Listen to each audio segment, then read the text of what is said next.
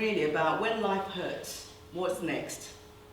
Because I'm sure every single one of us, if we were to have time to talk about every journey that we've all been through, we all have a story, right? Yeah. In one way or the other. Yeah? We all have a story. So how do we then bounce back when life happens? Because whether we like it or not, you're going to have to. We have to stay in this race. I don't know about you, but after the things that I've been through, I need to go home and hear him say, welcome and well done, good and faithful servant. I'm not going to go through hell on earth and then miss it on the other side. It's like, no. Let's not get it twisted. I am going to make it, regardless. I might get in there, drag it, I might be just about getting through but I'm getting through those pearly gates. I am getting through. And sometimes, these are some of the mindsets that we might, in fact, forget the might, you're going to need to have. Because at the end of the day, all the things that we're going through, they're just little distractions along the way. Bottom line is, and I love what Paul said, Philippians 3:13, I am focused on the goal. Even the Bible talks about it in Hebrews, I was sharing earlier on today, Hebrews 12:11. It said, let's not get entangled with all these things that heavily besets us, one of the versions talks about, and the things that distract us, but keep our eyes focused, just like Jesus, the author and perfecter of our faith. So we have to find a way of keeping our eyes on the goal, regardless of what we're facing. Now, the reality is what we're facing is painful. I mean, I don't know about you, you shared about an engagement that didn't go so well. I let this lady, gorgeous lady in red, was alluding to the waiting for Mr. Right to come along. I'm sure if we come down this side of the room, everybody's got one story or the other of things that they've all gone through. Don't worry, Sister Girl, I feel you. 25 years and still waiting. But you know what? God is faithful. He's faithful. I love something I love about God, and I love the way you presented God about his love, because until you get to grips with that bit, you know what, everything isn't going to make sense. Despite the waiting, despite the being rejected and all those kind of things, he never leaves us comfortless. I don't think about it really, because I think we all get spiritual amnesia when it's convenient for us. We look at the children of Israel. Remember when they were asking, they're in the wilderness, we left Egypt, there's no cucumbers, there's no blah, blah, blah, blah. Can you imagine? You're in bondage, you want cucumbers. Hello. Anyway, but we talk about that, and we talk about, we looked at them when they were complaining there's no meat and whatever, and then God gave them quail and everything. And sometimes we look at them and say, naughty, children of Israel, you should do better. You've seen God move, how much more do you want? But let's be real, we're doing the same thing. Just yesterday, we were talking in our group, that yesterday he gave us a blessing. All of a sudden, by today, we've forgotten all that happened, and then all of a sudden, God is a bad God because you don't have what you want. And I remember Father telling me a while ago that, you know what, don't judge me based on what you have or you don't have or what you think I owe you. Judge me on me for who I am. Regardless. And so the question had to come from me personally is if I never get the thing that I'm trusting him for, can I still serve him to the very end and do it well? And that's the question you're going to need to ask yourself. Because yes, we want the husband, we want the children, we want the job, all the things that we desire. And to be honest, none of them are bad things in themselves. But sometimes they become an idol between us and our God. You don't go into your bedroom and say, I worship you, whatever. But it becomes an idol because that thing has taken preeminence over God himself. And so sometimes we're going to have to take a back step and say, you know what, Lord, and which is something I do quite often. Lord, you know what? I lay it on the altar. And I'm going to walk away from it right now. And I'm just going to have to say, hands up. And I think somebody alluded to the fact earlier on about honesty. Like he sees our hearts anyway. And I made a decision when I turned a milestone age, and I said, you know what, Lord, regardless of what happens, this is all I'm asked, this is my prayer. Give me enough strength and grace to deal with the weeping in the night and wake up in the morning and still serve you. Okay, so Lord, don't get it wrong. I know, I call it my Gladys moment. I'm going to have a bit of a tizzy. There's some days through either burnout, tiredness, prolonged waiting, or name it, disappointment. There's some days I'm going to wake up and I'm feeling, you know what, I don't feel like lifting up holy hands. Let's be real, come on. We get to church and thank God for worship leaders that just usher us into God's presence. But there's some days it's like, for Pete's sake, how much longer? I'm being real. Yeah, I'm telling you. Okay, I'm telling you. Sometimes you're thinking, God, when? If not now, when? I don't need a husband in heaven. Nor do I need kids. I don't need healing in heaven. I don't need my miracle, my test. I don't need those things. I need them now. And I find that personally, and I'm sure it's the same with you, discouragement, which is, the beginning of that journey before, we get to the condition of the depression, is when our expectations of God, life, love, others, and all the other things we want to put in there, when they're not met, all of a sudden, that's sinking feeling like, oh no, where is it happening? Why is it not happening in our lives? But I just want to encourage you that, the Bible talks about in Habakkuk, I think it's Habakkuk 3, it says, even though the vines, I'm paraphrasing now, 3:18 or thereabouts, that even though the vines don't bear fruit and this doesn't happen, but yet I will still praise him. Would that be our testimony? Can you say that honestly, hand on heart? That even though, regardless of what's going on in my life, I will carry on this journey anyway. Now that's a tough one. It's a really tough one, because sometimes it might be like you're in a hospital bed in pain. It's real. So we're not flufferizing this thing. It's real. And you're sitting and you're thinking, God, when? You hear somebody else's testimony, and yeah, we're encouraged to embrace it, rejoice with those who are rejoicing. But indeed, let's be real, sometimes in our heart you're thinking, but what about me? Somebody talked earlier on about the formulas. You fasted, you prayed, you've given tithe, you've given all, you've done everything. Fasted and prayed, done all those things, but yet it still tarries. What then? Do we have the right to now turn around to God and say, you know what, you owe me one? Or we have this to-do list, I'm sure you all have it in your head, to-do list, God's outstanding tasks, he hasn't done it yet. And so, we feel that we can, like a lover, turn our backs on them and say, you know what, no, I don't feel like lifting up holy hands, or no, I don't feel fancy going to church, which is what I did that too, believe it or not. When things just took so long, or, God's giving you a word, and all sorts of things happen.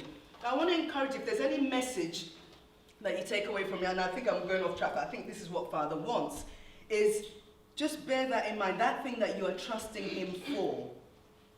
If it doesn't come to pass, would you still serve him for the rest of your days? Mm. Can you carry on your journey? He might say, okay, maybe he's called you to lead, to do all sorts of different things. Would you serve him wholeheartedly, regardless of what you're feeling?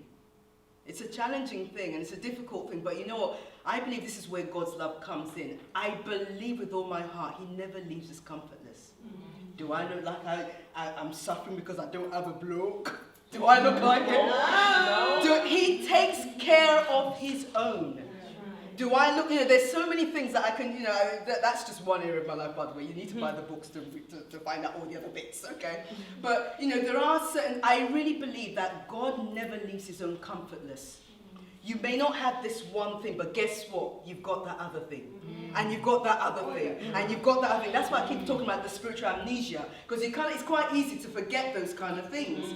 But yet, if you look in your life, God has done some phenomenal things. And that's why David said, I think it's in Psalm 42, what does it say? He said, when I cast my mind back, and I remember the time when I used to lead the procession into the house of God, in terms of leading them. I believe what he was doing, because he was talking about encouraging himself in the Lord. In 1 Samuel 30, I believe it is, he was encouraging himself. He was reminding himself that, there was a time I had the freedom to come to God's house, but I'm not there right now. I'm hiding in a cave because Saul's after me. But I'm reminding myself and telling myself there were good days, and good days still lay ahead of me. Because remember, he was already anointed as a king. But yet he couldn't be so far removed from the reality. So sometimes when we're looking at our situations, forget about the present realities. That's why I kept saying the gaze needs to be heavenward and upwards, constantly.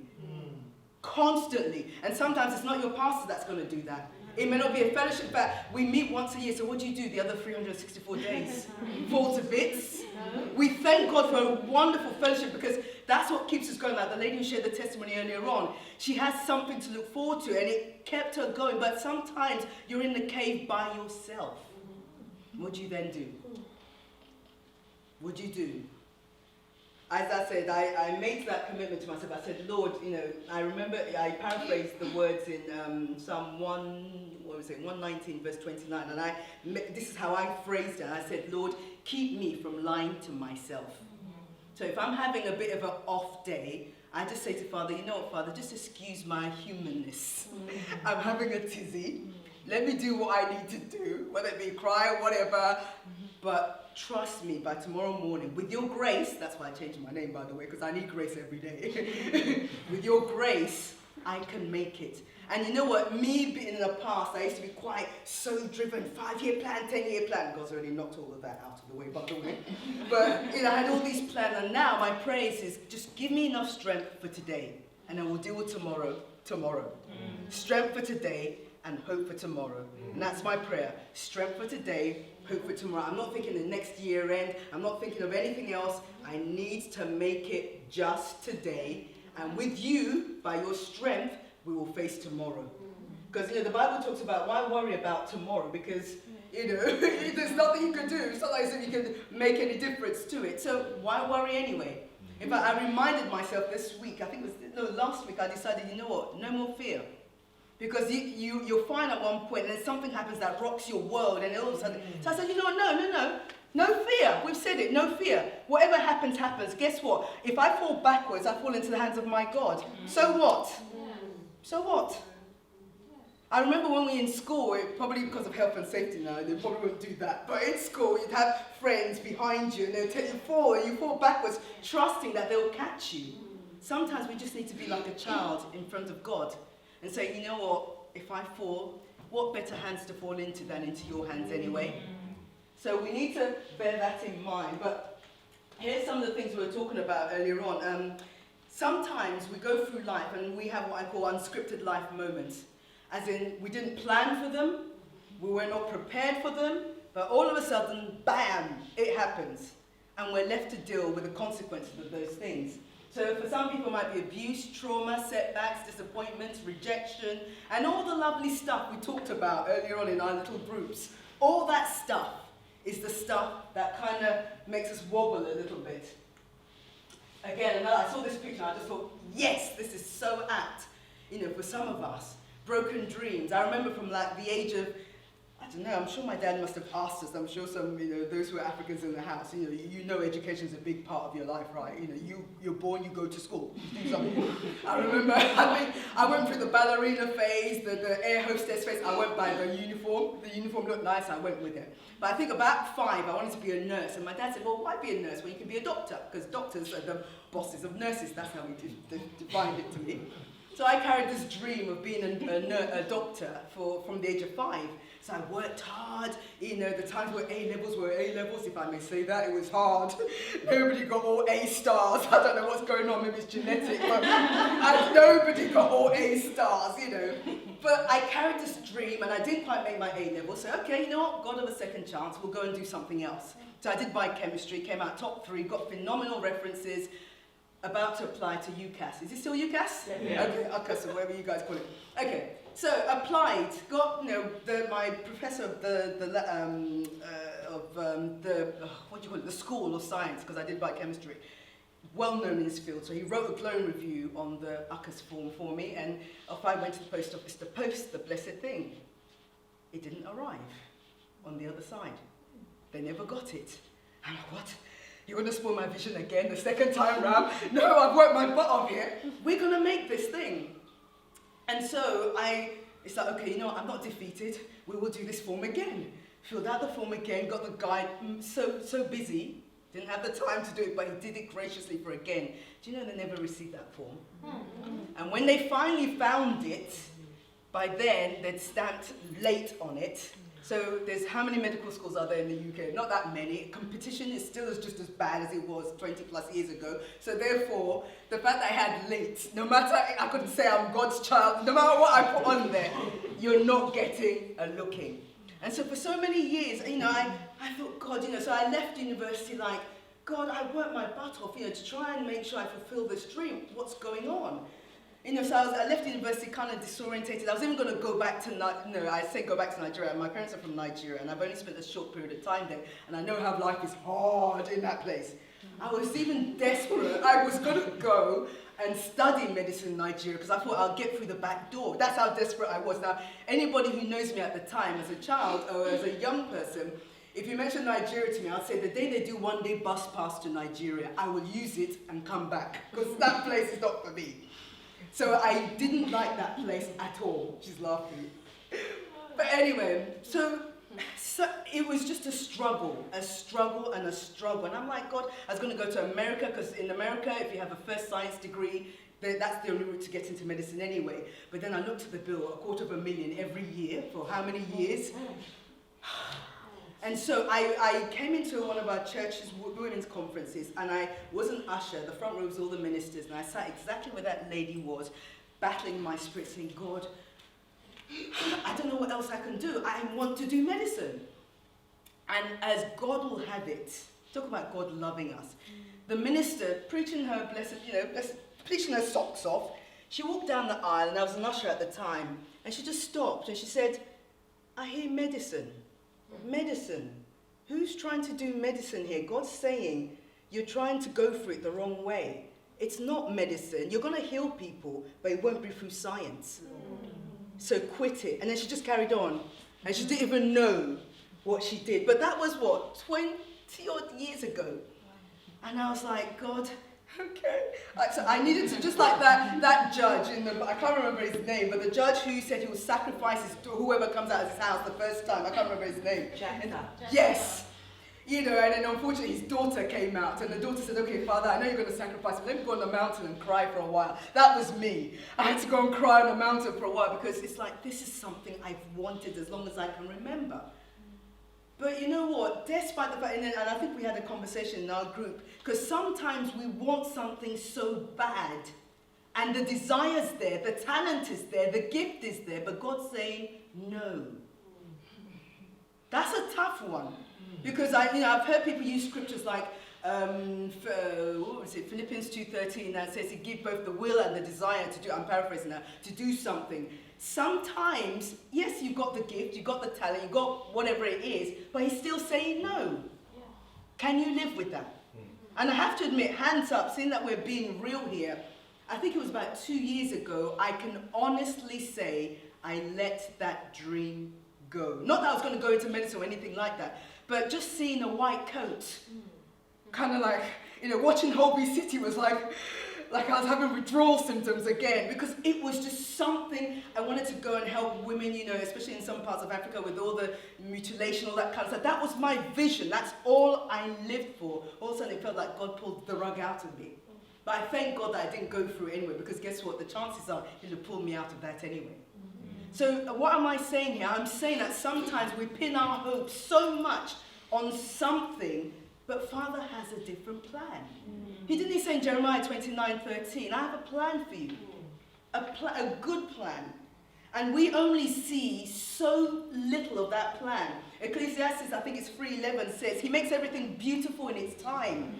But it's just that we can't, and I'm paraphrasing the rest of the part here, we can't see the bigger picture. So if you imagine yourself as a little slug on a little leaf of lettuce in an allotment, to the lettuce, to the slug, that little leaf is like a whole world. Now, can you imagine if you zoom out and you see another patch of lettuce, then you see another patch of the allotment, and then you see, can you imagine, we zoom out to start getting to the satellite level, it's a completely different vision altogether. And sometimes we get trapped in the little, that thing. If you don't give me a husband, if you don't give me this, if you don't give me that, I can't live. Yes, you can, and you will live. You will live. You will survive.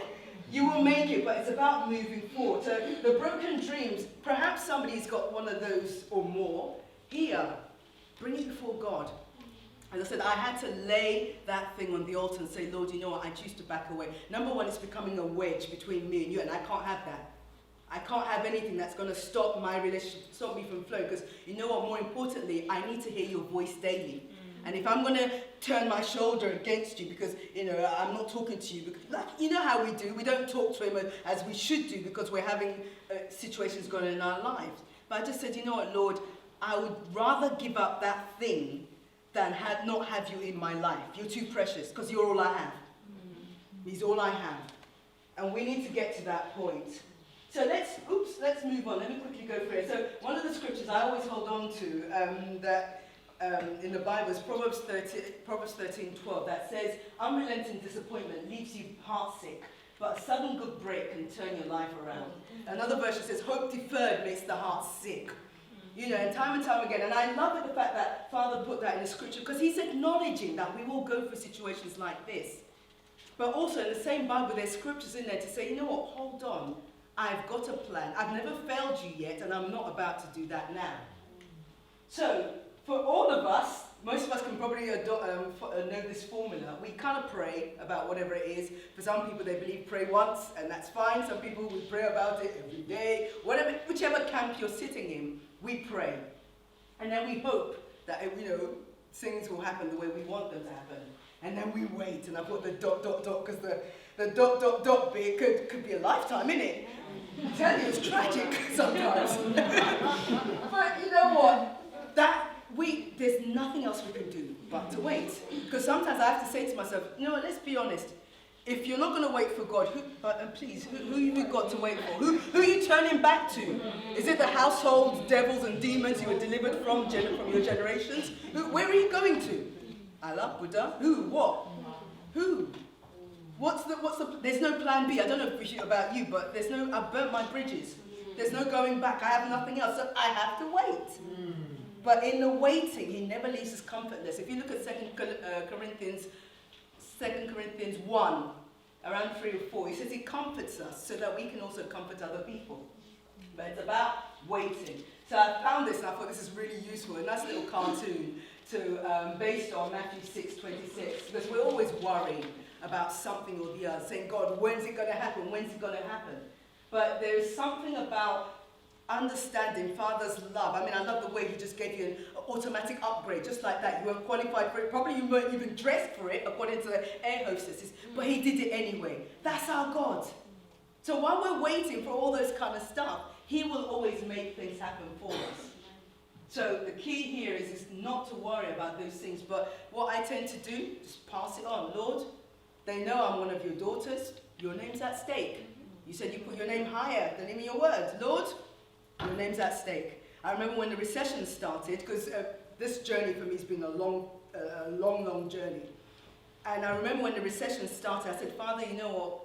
They all know me on the street. I've given them all my books. They all know I'm a Christian. And I know they're repossessing houses there, and there, everywhere, and whatever. But you know what, Lord? I remember making a proclamation according to Psalm 37. In times of famine, I'll have more than enough.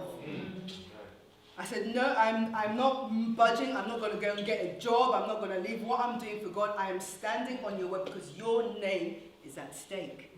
And guess what? I've seen houses taken over on my road, people coming and going. But he said, I've never forsaken the righteous or their seed begging bread. When we choose to do what he told us to, childlike faith. When you tell a child, I'm going to buy you a sweetie when you come back from school, they believe you. They believe it. It's only a little sweet. But yet as adults, somewhere between childhood and adulthood, we kind of forget the promises in here. He said, I will do it. And so sometimes when we're having a bit of a tizzy moment or a panic attack, check your insurance policy. It's in the blueprint. You're not going to be on the streets. Look at the powerful testimony. 1 year from the day it happened. I mean, that's God. I'm sorry, but whoever says there is no God, you're just... Anyway, so let's move on. Let's give you some nuggets, some simple reminders. I just want to keep reminding you here. 3 simple reminders about God. God hears and he answers, but it may not be in the way you're expecting it. Always remember that. He hears your cry, he answers, it may not be. So you might be saying, I need a job. Everybody's got a job. They might think I'm lazy, whatever. No, you don't need a job. You just need some avenue to pay your bills and maintain yourself and be a blessing to others, right? Yes. Does it have to be a job? I've had people whereby in fact, one of my team members told me, shared a testimony. God sent somebody. She promised her daughter that she was going to take her daughter to Nando's. So she was going to go to Nando's. Would you believe this is the God that we serve? God told her she was pregnant, about to have a baby, couldn't work for health reasons, so and being independent, like a contractor, she didn't have didn't have money coming in.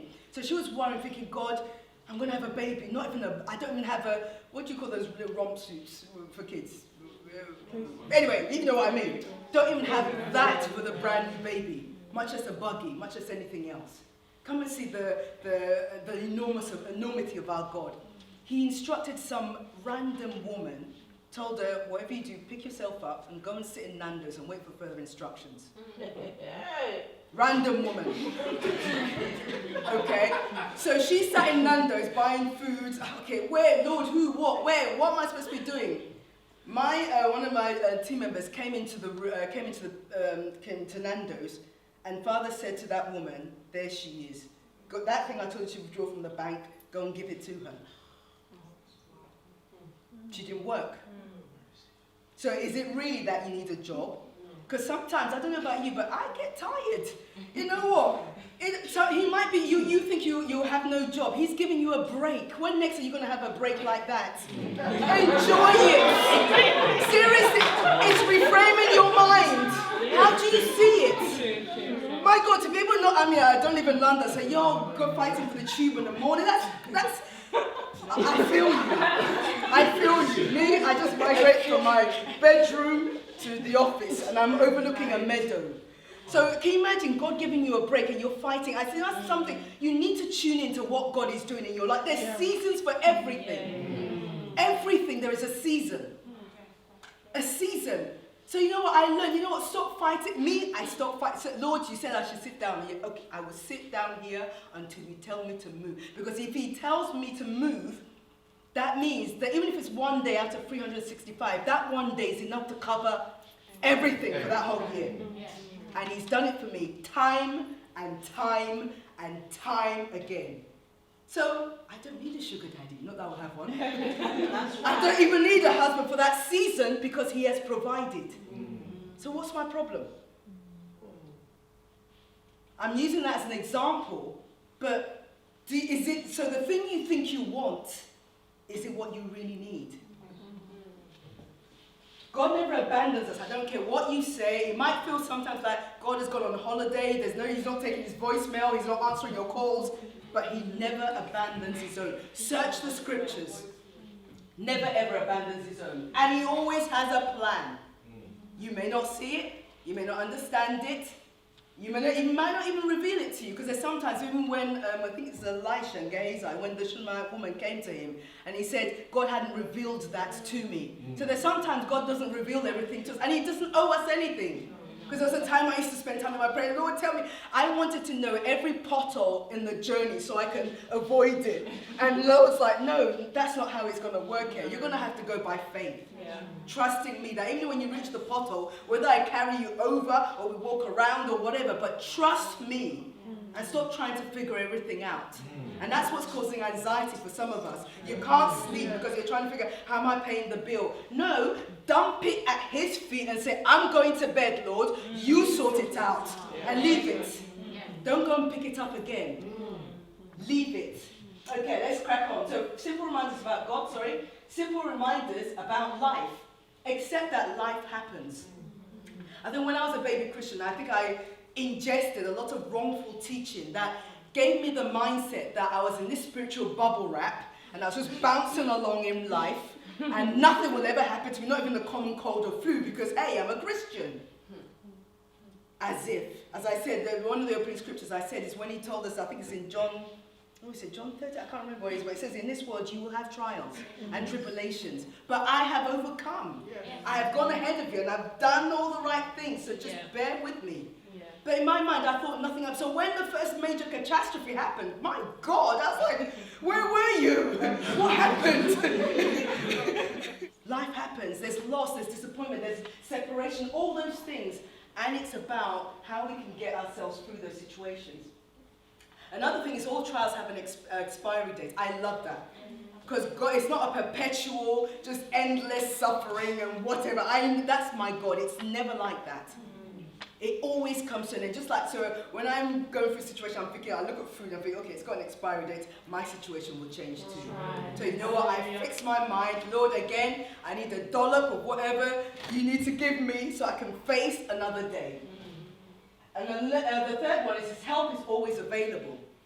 It's just that we don't make ourselves available, we don't use ourselves to it. There is always help available. It might be the sister sitting next to you. It might be the person you meet on the train, but there is always somebody to help.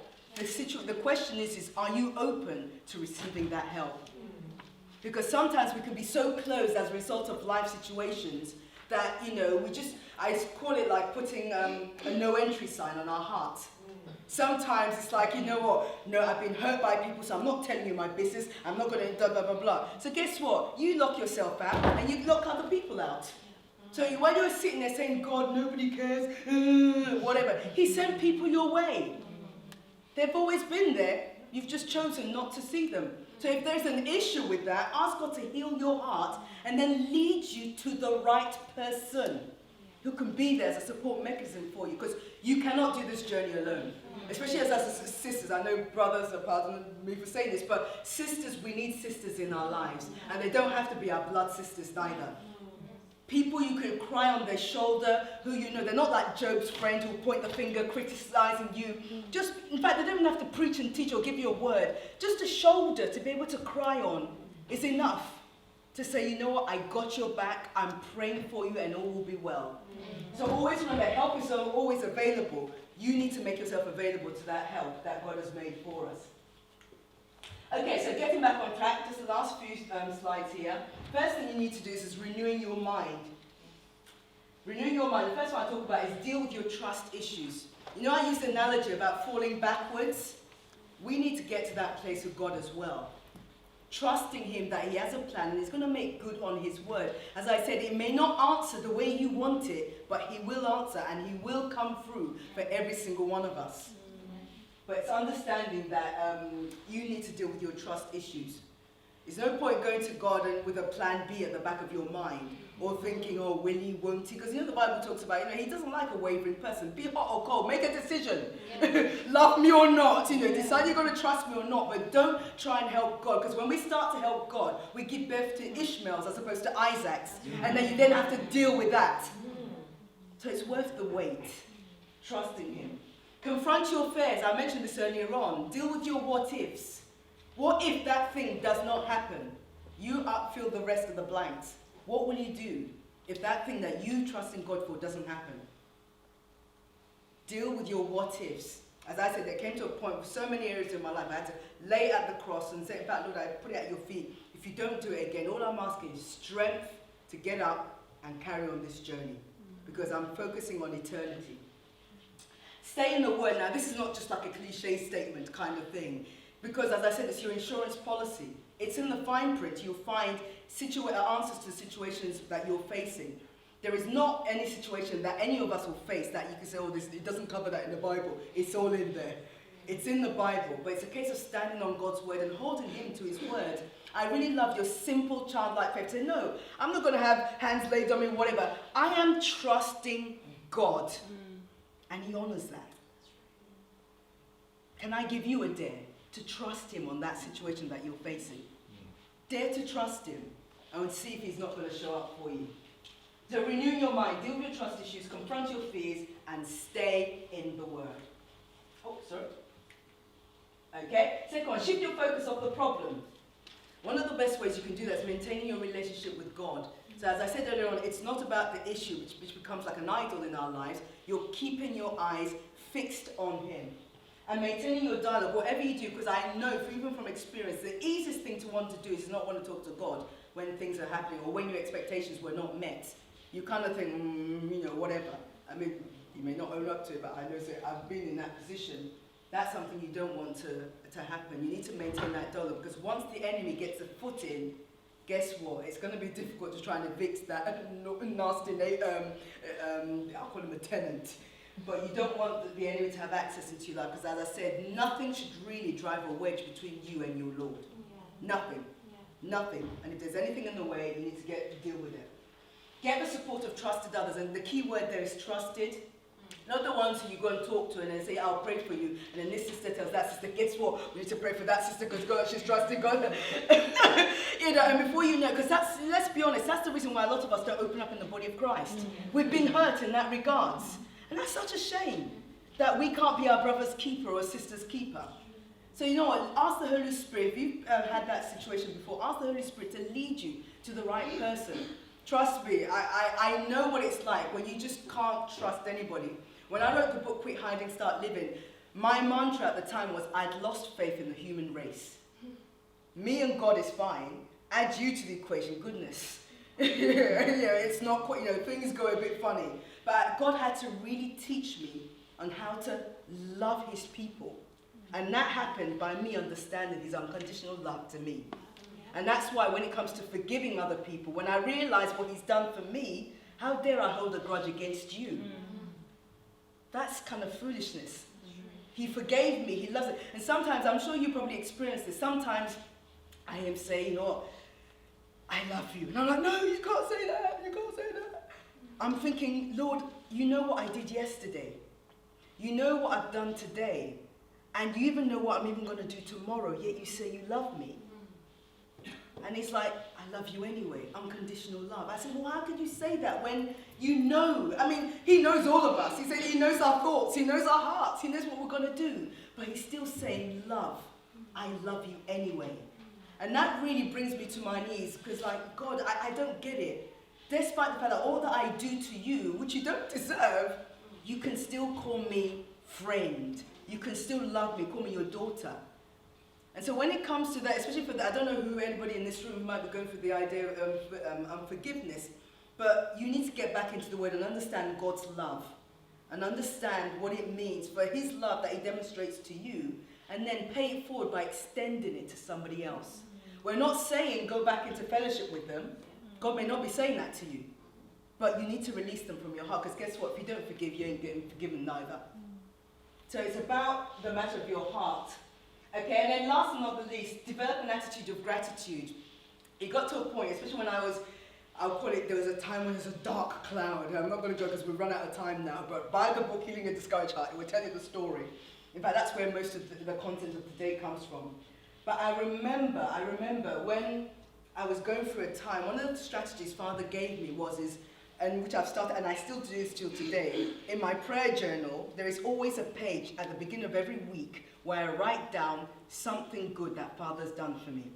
It could be 1p refund from BT or T-Mobile, okay? It could be that, I don't know, something phenomenal happened. I saw a record number of books on Amazon. It could be the little, and it could be the big. But I make a note of it. Why? Because I know that there are some days I'm going to have spiritual amnesia. I'm going to forget. So I go back into it and say, okay, let's see what he did last week. Oh my God, I thought I was going to get a parking ticket. Like we thought today, but we can't sing that in Jesus' name. I thought I was going to, I thought this, things, unexpected money coming from different, just things that God does for us. Not because we deserve it, because remember, as I said, he knows what we did yesterday, he knows what we're doing today, and he knows what we're going to do ahead, but he does it anyway. Is that not love? Wow. So keep it, whichever way works for you, keep a note, a log daily of the things that he does for you, because he does stuff. And for anybody to say he doesn't do it or he's not a loving God, that's a slap in his face, because he's done it. The fact that you're sitting here and not one of the 5 who died the other day, that's God's love. It's such a tragedy what happened. But it's by his mercies we see another day. He doesn't owe you that. He doesn't owe us anything, because he's God. So we need to, it's reframing your mind.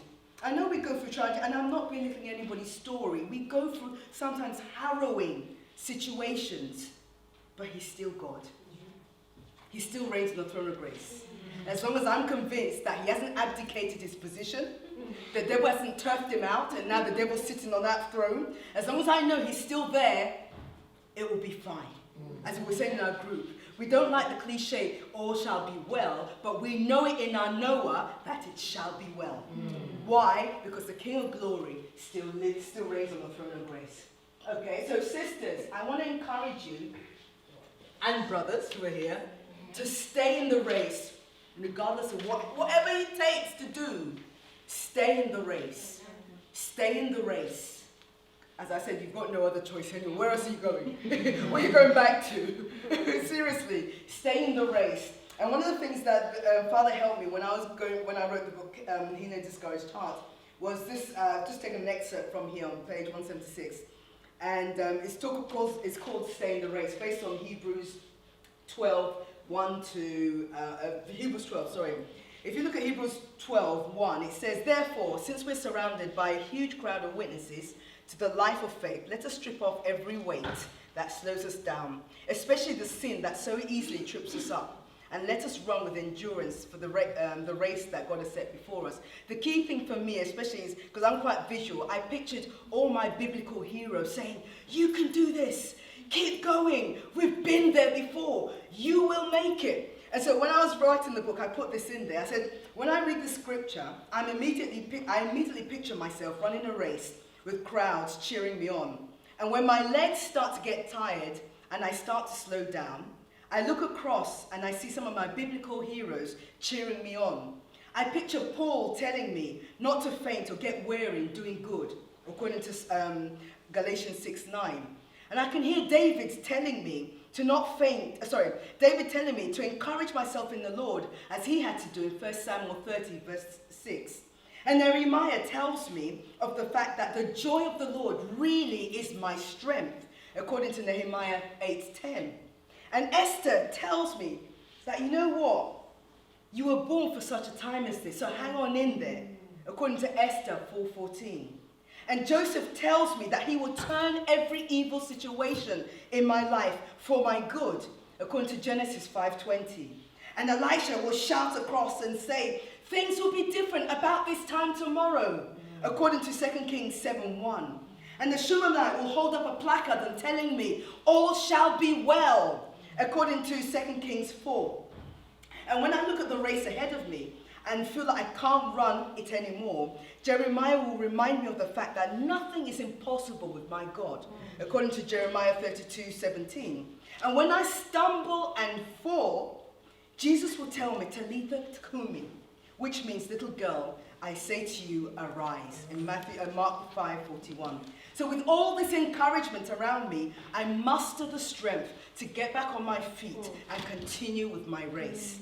And so these are my heroes that keep me going. Who are your cheerleaders? Who are the people around you? And if you're waiting for people around you to do it, it may not happen. So you're going to have to put in place your cheerleaders, remembering that any people in the Bible, they've all gone ahead of you. They've gone through similar things, sometimes even worse things than what we're facing. But they're there to support us. And I really pray to God that he will help us make this journey. As I said, the goal for me is to finish and finish well. Yeah. And our prayer should be that we're not going to be taken out of this race by the enemy in whatever shape or form. And that's my prayer for you. And I pray that you stay uplifted, whatever it is that you're doing in Christ Jesus. Keep going, because remember, all will be well. And sometimes, even if you're struggling to see, just remember eternity. That's a lifetime of sitting on Daddy's lap, because I'm getting there first, right? I'm going on Daddy's lap. First of all, after I ask all my questions, because I said I want to be buried with my list of questions. Why did you do this in 1971? No. But I'm going to sit on my Daddy's lap and just eternity, worshiping and praying and saying, "To behold your face, Lord." Oh my God, that keeps me going. What keeps you going? Find something, put it in place, and make sure it keeps your boat afloat in Jesus' name. Amen. Amen.